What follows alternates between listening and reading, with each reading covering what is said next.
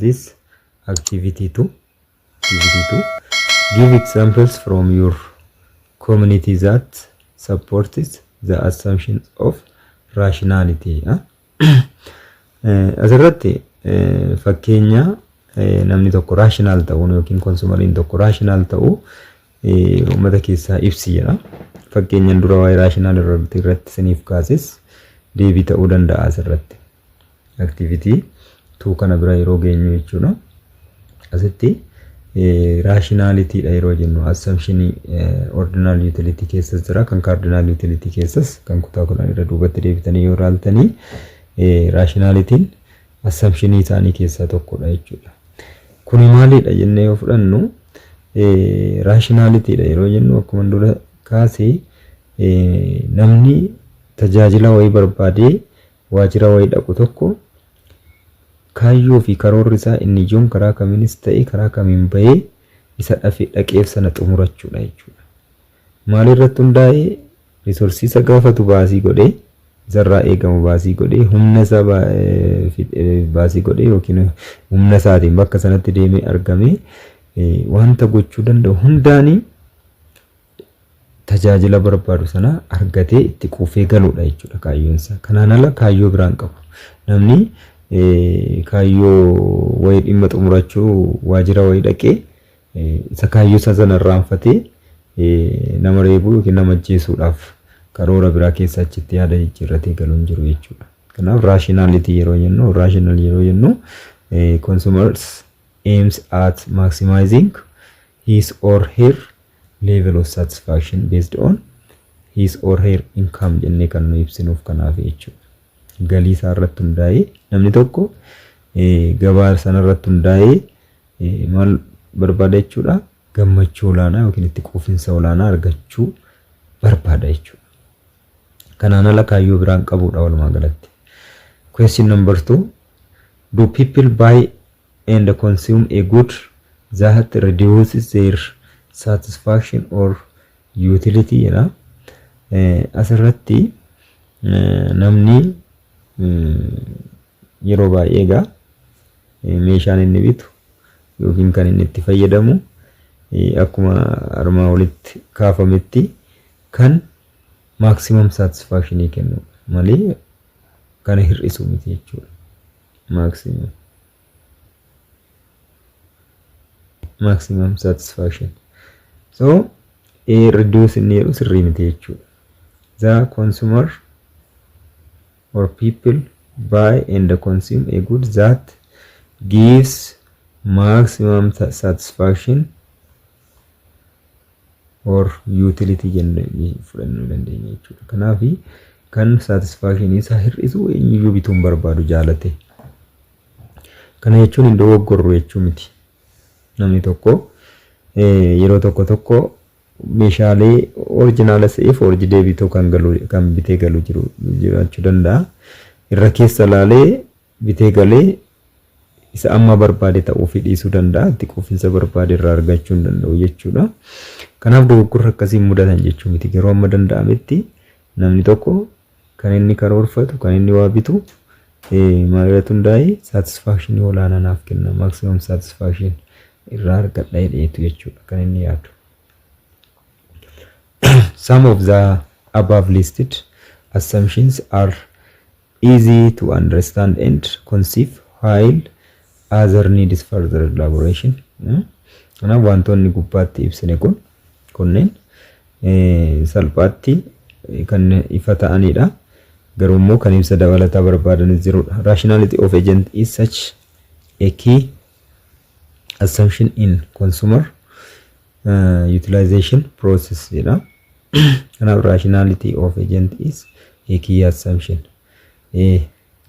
Consumer utilization maximization irratti or utility maximization process irratti maalidha inni irra rationality'n assumption tokkodha jechuudha.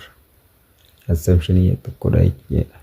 Sababiin isaa waa'ee utility kan nu ibsuu dandeenyu xiyyeeffannoon nama sanaa waan satisfy isa godhu irratti xiyyeeffachuu isaati. Qabeenya qabu irratti hundaa'ee jechuudha. We assume that consumers always aims for the best possible combination of goods they buy that gives them the maximum possible satisfaction. Yeroo hundayyuu assume kan nuyi goonu akkamitti yookiin immoo kan nuyi tilmaamnu maalidha jechuudha. Namni kamiyyuu kan inni barbaadu meeshaalee gammachuu olaanaa isaaf kennanidha jechuudha. Meeshaalee gammachuu olaanaa isaaf kennan maal jechuudha? Fakkeenyaaf yeroo baay'ee namoonni magaalaa kanattis yoo fudhanne amma iddoo adda addaattis namoonni kitifoo nyaachuu barbaadan kan isaan waliin fayyadaman qoccoo yookiin immoo warqee iddoo tokko tokkotti hollataa jedhamuun kan beekamudha. Kun maalidha? Kombinaashinii yookiin wantoonni kun lama walitti dhufee gammachuu fi itti quufinsa olaanaa naaf kenna jedhamee yaadameef jechuudha. Kanaaf wantoota kana filannoon namaa yeroo baay'ee wantoota akkasiitidha.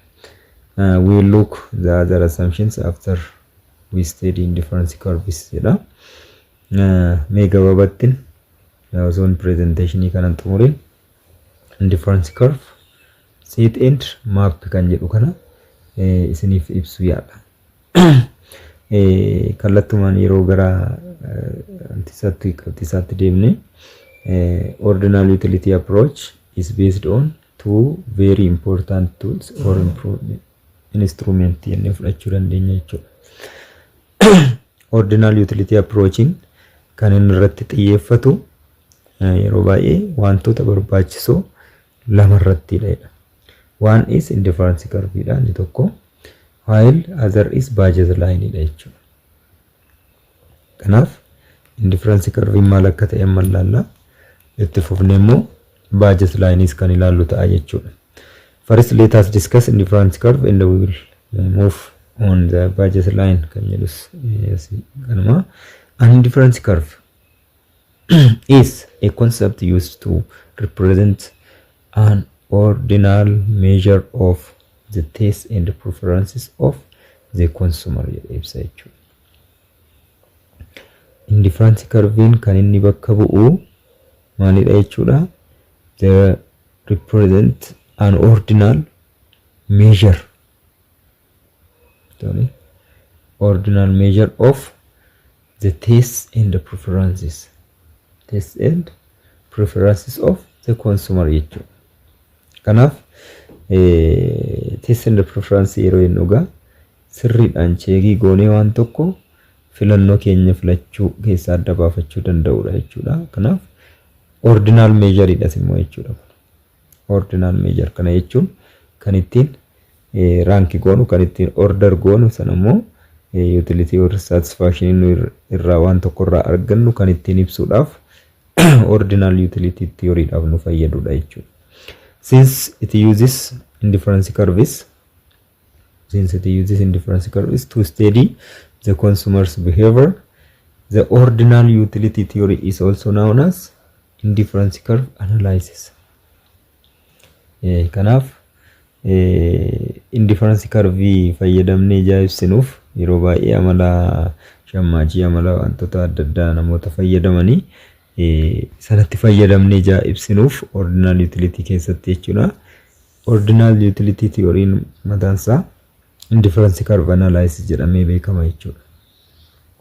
Sababiin isaa indifference curve analysis kan nuyi fayyadamnuuf ordinal utility theory dhaaf waan ta'eef jechuudha.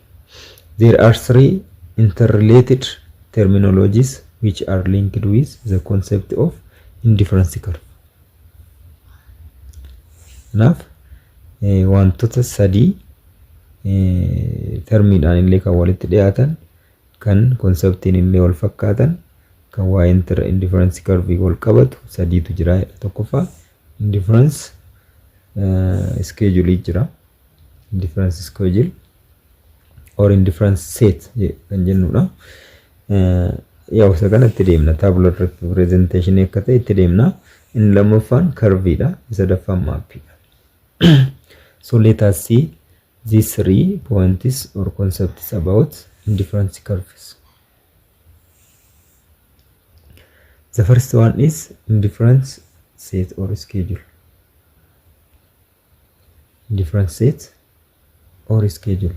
This is a tabular representation of the various combinations of goods from which the consumer derives the same level of utility jechuudha.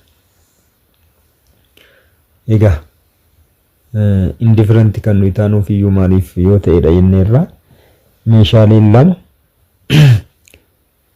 adda baafannee filachuudhaaf yeroo rakkannudha jenneerra. Fakkeenyaaf namni tokko shaayis bunas wal qixa jaalata yoo ta'e filachuuf rakkata yoo ta'e he is indifferent jechuudha. Indifferent. Kanaaf isa kana ibsuudhaaf kan nuyi itti fayyadamnu it is a combination of goods for which the consumer is indifferent. Isuma nama jedheedha. Preferring none of consumption bundles. Kanaaf lamaan keessaa filachuu yeroo rakkatudha jechuudha. Fakkeenya baay'ee dura ilaalleerra. Isa kana teebiliin nu ittiin fayyadamnee ibsinu indifferent set or indifferent schedule jedhamee beekama jechuudha. Table 1.1 below is a typical indifference schedule that a consumer faces when comparing two goods. Naafu meeshaaleen lama jira. Meeshaalee lama sana keessaa immoo adda baafachuuf kanatu kana naaf cala inni adda baafannuuf yeroo dadhabnu teebiliidhaan fayyadamnee yeroo waa'ee sana ibsinu indifferent set or indifferent schedule jennee dubbanna jechuudha. The numbers are hypothetical ones which are used to generate the standard shape of an indifference curve. The numbers are hypothetical ones. Amma nuyi yeroo lakkoofsa fayyadamnu asitti indifference curve shape isaa ibsuudhaaf standard isaa maal ibsuudhaaf akkuma kan cardinal utility theory sanaatu measure goone lakkoofsaan ibsine jechuu miti. Asitti akkuma qabxiitti fayyadamne ittiin ibsuudhaaf malee rankiidhaan kaama jechuudha yookiin level goona malee ordinal theory or utility approach jalatti waan sana measure goone lakkoofsaan ibsina miti waan ta'eef jechuudha. Kanaaf yeroof caljennee lakkoofsatti fayyadamna malee cardinal ta'e jechuu miti jechuudha yookiin lakkoofsaan ibsuuf jalqabna jechuu miti jechuudha. Okay.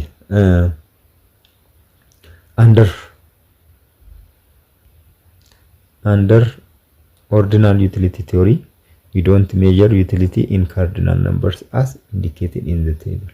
Kanaafu akkana table keessatti ibsine kanatti ordinal utility theory in ibsinu jechuudha. Isa ibsine immoo akkasitti taana cardinal ta'e jechuudha. We do not measure utility in cardinal numbers as indicated in table.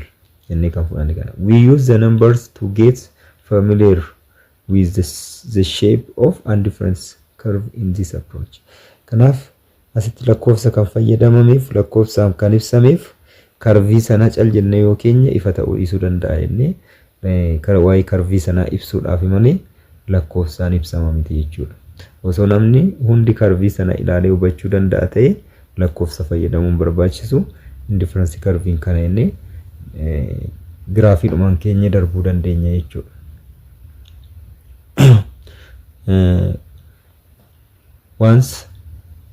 Once we have done that, we don't really rely on the cardinal numbers. Kanaaf tokkicha addaan itti hojjannee waa'ee indifference curve ibsineen booda lakkoofsa irraa dhimma hin qabnu jechuudha. Curve sana cal jennee kaa'uu dandeenya jechuudha.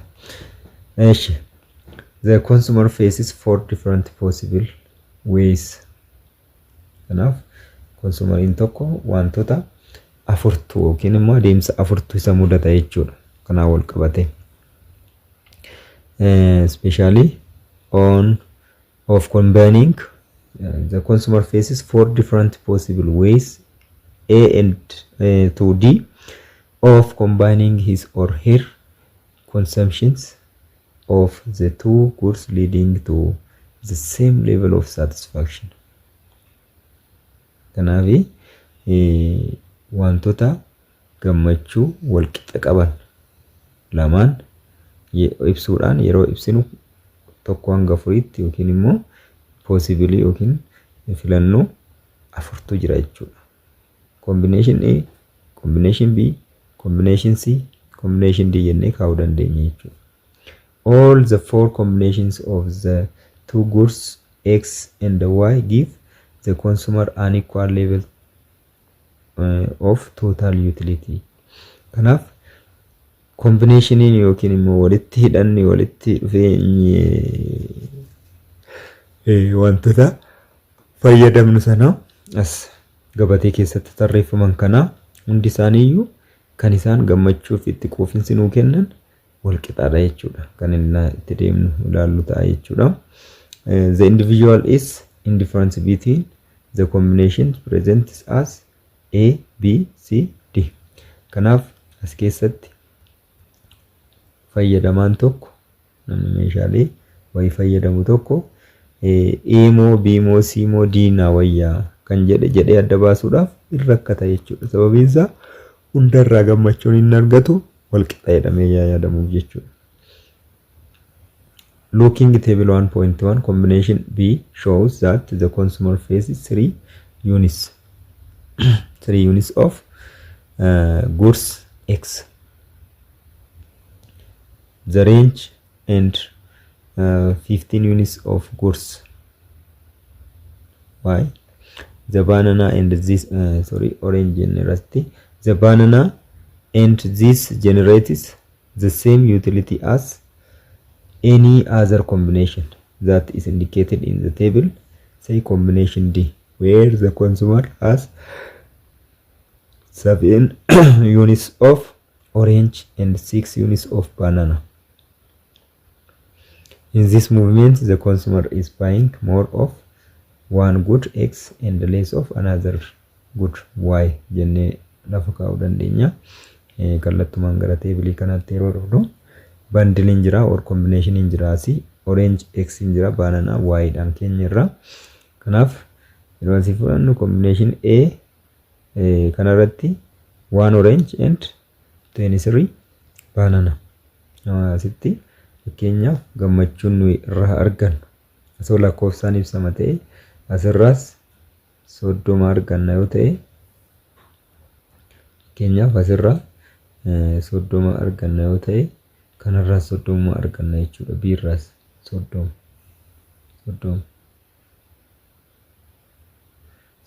arganna jechuudha. Kanarraas jechuudha. Kanaaf A'n B'rran caalu, B'n C'rran caalu, C'n D'rran caalu yookiin immoo D'n A'rran caalumtu kan wal caalu hin jiru. Kanaaf combinationii kana kan nuyi argannu gammachuu wal qixa jechuudha. Kanaaf yeroo akka kanaatti ibsinu indifferent set or indifferent schedule break jennee ibsuu dandeenya jechuudha. Ijaan barattootaa isiniif galaa jira jedheetanii abdii qaba. Akkuma dura isiniif kaasaa ture presentationii gara jalqabarra hojjetamaa jiranii waan ta'eef dogoggoroonni tokko tokko jiraachuu malu. Isa sana immoo kan adeemsa keessa sirreessaa deemnu ta'a.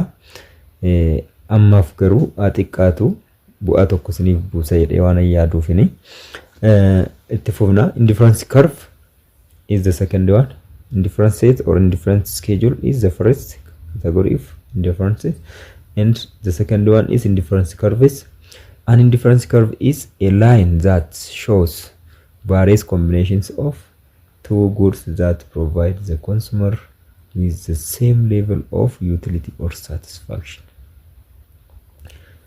Garaagarummaan isa gubbaatti ilaallee fi kana jidduu jiru maalidha? Inni kun giraafiidhaan nuuf ibsa. Giraafiidhaan karviidhaan nuuf ibsa. Inni duraa teebiliidhaan fayyadamee ibsa jechuudha waan tokko. Garaagarummaan isaan qaban kana qofaadha. Kanaan ala isuma inni duraa indifference set or indifference schedule nuuf ibse asitti immoo giraafiidhaan ibsanna jechuudha. Kanaaf confusionii baay'ee qabaachuu hin qabu. An indifference curve is a line that shows various combinations of two goods that provide the consumer with the same level of utility or satisfaction. Jennee fudhachuu dandeenya jechuudha. Kanaaf combinationii garaagaraa jiraachuu malu akkuma armaa olitti ilaalle jechuudha.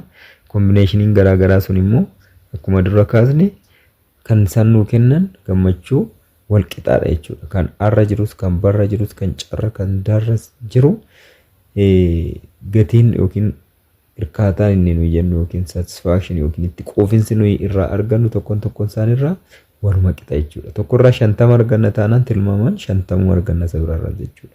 Kana jechuun ordinal utility approach keessa jirra waan ta'eef 50 jennee kaa'uu baannu iyyuu fakkeenyumaaf sana ibsuuf jecha lakkoofsa fayyadamaa jirra jennee irra durasi ishee kana sirriin hubachuu barbaachisa.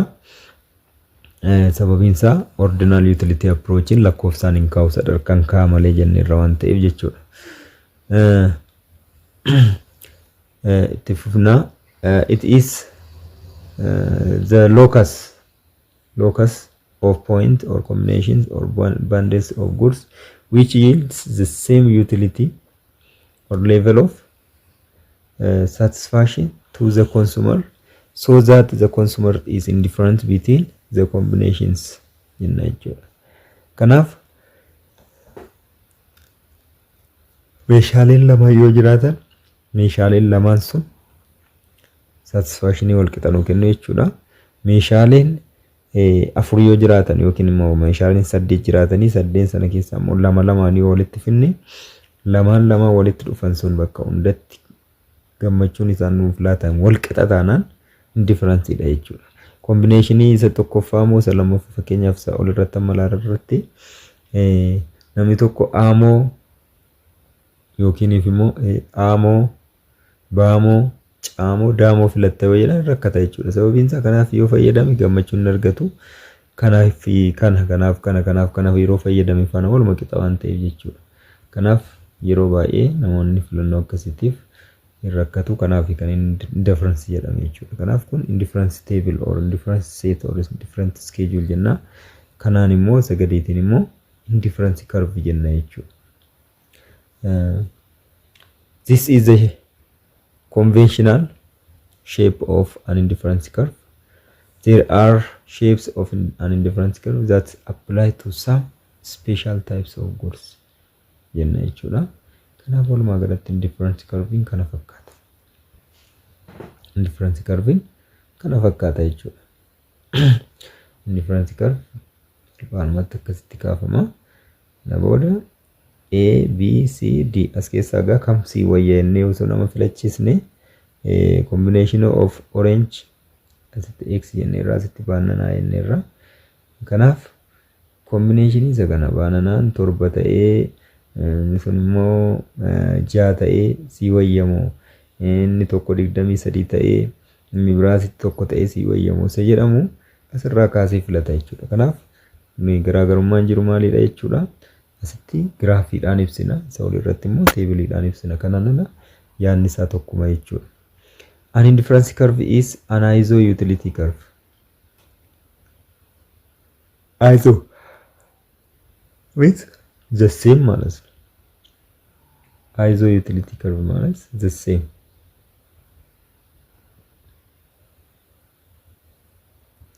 The same utility kan irraa argatamu jechuudha. Kanaaf combination hundarraa gammachuun nu irraa argannu waluma qixa jechuudha. It show different ways of combining two goods X and Y that give the buyers the same level of satisfaction jechuudha. Kanaaf indifference curve iso utility curve dha inneerra. Kana biraan immoo karaa way yookiin immoo karaa ittiin meeshaalee qabnu tokko wal jala jijjiirree baay'ina isaa wal jala jijjiirree itti fayyadamuudhaan gammachuu olaanaatti argannudha jechuudha. Fakkeenyaaf mana keessatti wantoota fayyadamnu keessaa yeroo baay'ee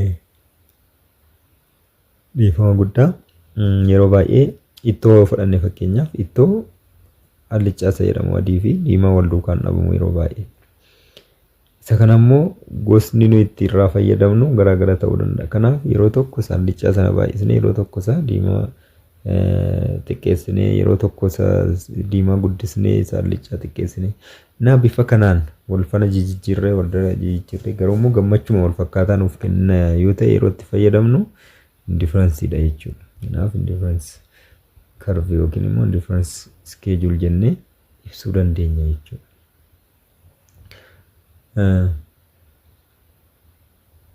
when a consumer moves on the same indifference curve from A to B, for instance, the consumer buys more units of X good, but most give up in turn some units of the Y good to remain on the same level of satisfaction obtained at combination A jechuudha.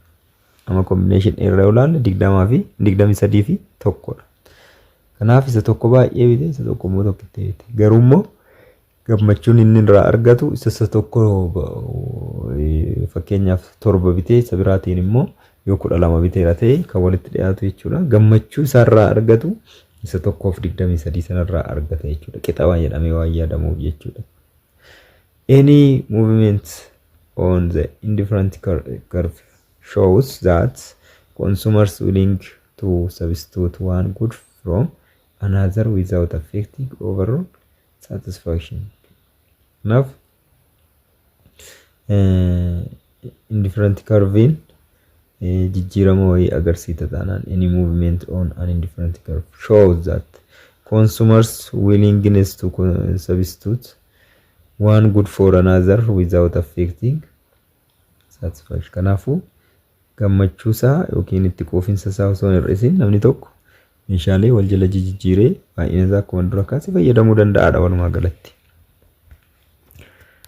Kanaaf combinationin asitti ilaalle combinationin asitti ilaalame kuni kani giraafii kan akkasitti ilaalle maddisaa teebilii kanarraa jechuudha. Fakkeenyaaf asitti amma osoo hojjadhaa jedhamne as nuuf kennameera waan ta'eef jechuudha. Gabaabaadhumatti draw gochuu dandeenya jechuudha. Kana draw gochuu dandeenya jechuudha. Namoo draw yeroo goonu fakkeenyaaf cal jedhee akkasitti yoo nu fudhadhanii maxxanuun qabu indifference curve yoo nu akkasitti fudhadhe asii fakkeenyaaf 1.23 fakkeenyaaf kun 23 yoo ta'e as immoo 1 jechuudha. As immoo 3 yoo ta'e 15 jechuudha. 15. As immoo 5 yoo ta'e as immoo 9 ta'a jechuudha. As immoo 7 yoo ta'e as immoo 6 ta'a jechuudha. Kanaaf bifa kanaan maal uumuu danda'a jechuudha? Combination sana uumuu danda'a jechuudha.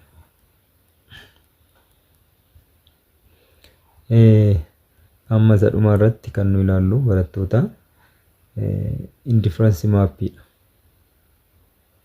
Indifference